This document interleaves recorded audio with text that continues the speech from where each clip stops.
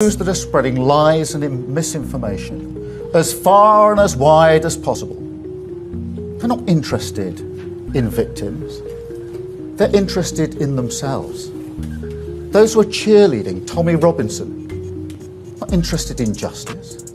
They're supporting a man who went to prison for nearly collapsing a grooming case, a gang grooming case.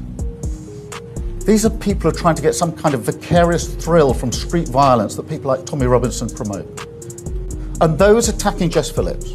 The United Kingdom is facing two situations that have sparked intense debate. On one hand, the case of Tommy Robinson has ignited a discussion about the limits of free speech and the treatment of prisoners in the country. On the other hand, Keir Starmer's government is preparing to implement significant cuts to social spending, which could affect millions of citizens. Today, we will analyze both issues in depth. We will examine the facts, the reactions, and what this means for the future of the United Kingdom. Stay until the end, because this is much bigger than it seems. First, let's talk about Tommy Robinson. For more than 128 days, Robinson has been in solitary confinement at Woodhill Prison. He is locked up for 22 hours a day without contact with other inmates. The reason? He shared a documentary that the authorities had banned him from distributing. Because of this, he has been sentenced to 18 months. But here's the most concerning part. The charge for which he has been convicted is not even considered a serious crime. For many, this is nothing more than a direct attack on free speech. Robinson's legal team has denounced that his prolonged isolation is having a devastating impact on his mental health. To assess his condition, they hired a forensic psychologist with over 15 years of experience in the British healthcare system.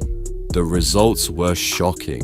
The report concluded that solitary confinement has reactivated past trauma and triggered severe symptoms of post-traumatic stress disorder. Among the most alarming symptoms are paranoia, hyperactivity, insomnia, and extreme anxiety. According to Robinson himself, he wakes up in the middle of the night drenched in cold sweat, constantly plagued by nightmares. But the most distressing part is his fear for his children. The question is this justice or persecution? The psychologist's report leaves no room for doubt. It defines the treatment he is receiving as psychological torture. But here's the key fact. The United Nations establishes that solitary confinement for more than 15 days is inhumane and can be considered a form of torture. Tommy Robinson has now spent over 128 days in these conditions. Is this a proportional punishment, or is it a strategy to break his spirit? For many, this is a clear message.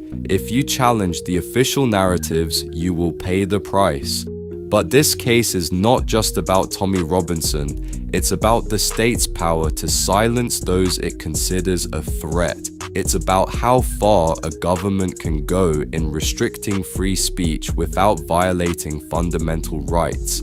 And it's about what this could mean for the future of the United Kingdom. Meanwhile, Keir Starmer's government is facing another crisis. Finance Minister Rachel Reeves is preparing to announce a series of drastic public spending cuts. The reason is a fiscal deficit of £9.9 billion, which has forced the government to seek urgent adjustments. But here's the problem. One of the main targets of these cuts is the welfare system. It is estimated that the cost of social benefits will rise from £65 billion to £100 billion over the next decade. For the government, this reform is essential to maintaining economic stability. But for critics, it could have devastating consequences. The impact of these cuts could be felt across society. Low-income individuals, families dependent on aid and those with health issues could be severely affected. Institutions like the New Economics Foundation warn that these measures could further deteriorate the quality of life for the most vulnerable. From the opposition, the Conservative Party accuses Reeves of poor fiscal management. They argue that the cuts are being implemented too late and in a disorganized manner.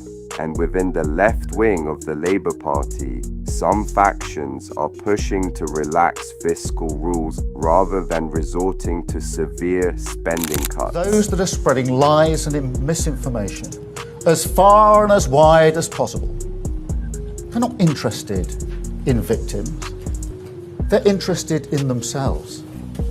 Those who are cheerleading Tommy Robinson, not interested in justice. They're supporting a man who went to prison for nearly collapsing a grooming case, a gang grooming case. These are people who are trying to get some kind of vicarious thrill from street violence that people like Tommy Robinson promote. And those attacking Jess Phillips, who I'm proud to call a colleague and a friend, not protecting victims. Jess Phillips has done 1,000 times more than they've even dreamt about when it comes to protecting victims of sexual abuse throughout her entire career. And so just as I took on the criminal justice system and the institutions when I was chief prosecutor, I'm prepared to call out this for what it is. We've seen this playbook many times, whipping up of intimidation and threats of violence, hoping that the media will amplify it.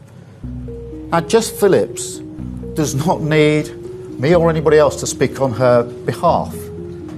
But when the poison of the far right leads to serious threats to Jess Phillips and others, then in my book, a line has been crossed. I enjoy the cut and thrust of politics, the robust debate that we must have, but that's got to be based on facts and truth, not on lies, not on those who are so desperate for attention that they're prepared to debase themselves and their country. So this government will get on with the job of protecting victims, including child sexual abuse, mandatory reporting, accelerating the processes. But what I won't tolerate is this discussion and debate based on lies without calling it out.